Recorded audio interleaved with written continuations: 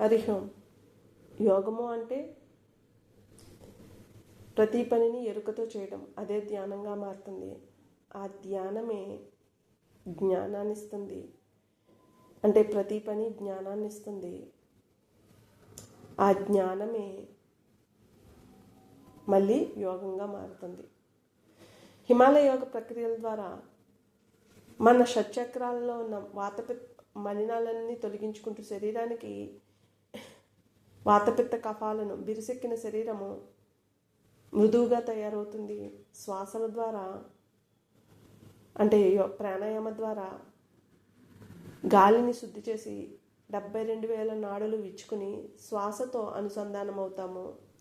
ఆ శ్వాస మనలో అరిషడ్ వర్గాల్ని తొలగించగలిగే జ్ఞానాన్ని అందిస్తుంది. అది ఎక్కడ పరమపురుషులు చెప్పిన బోధలు విని ఆచరణలో పెడితే అప్పుడు యోగా ప్రాణాయామ చేసిన ఫలితము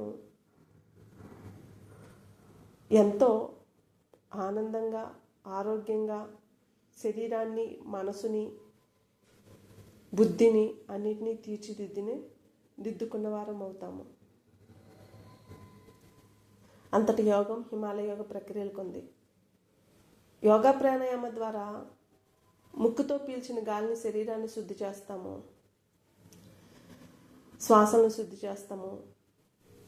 అదే యోగ మార్గాన్ని అనుసరిస్తే సహస్రాల నుంచి తీసుకున్న శక్తితో 72,000 నాడులను శుద్ధి చేసుకుని 72,000 నాడుల నుంచి విశ్వ ప్రాణ శక్తిని నింపుకుని ప్రశాంతత జీవితంలో జీవించగలుగుతాం.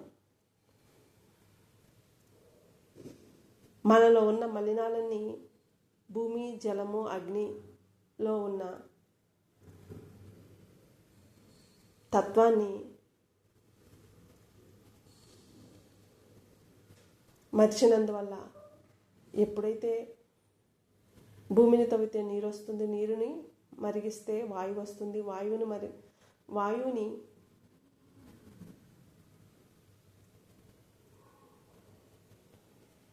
నుంచి మనం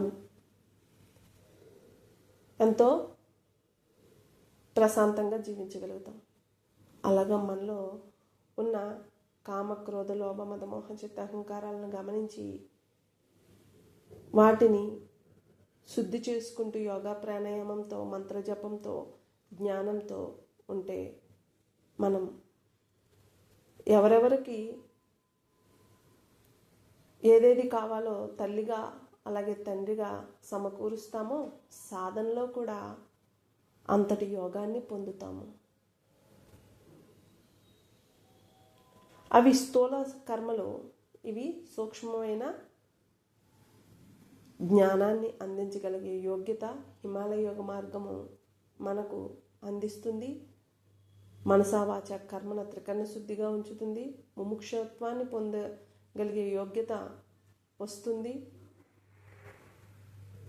మానవ జన్మ చరితార్థము చేసుకోగలుగుతాం. అంతటి యోగం హిమాలయ యోగ మార్గం.